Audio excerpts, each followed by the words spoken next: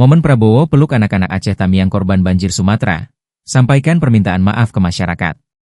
Selepas dari Rusia untuk bertemu Vladimir Putin, Presiden Prabowo Subianto begitu mendarat di Indonesia langsung meninjau posko pengungsian bencana yang ada di Aceh Tamiang pada Jumat, 12 Desember 2025. Di Kabupaten Aceh Tamiang, Prabowo meninjau posko pengungsian yang berada di Desa Sukajadi, Karangbaru.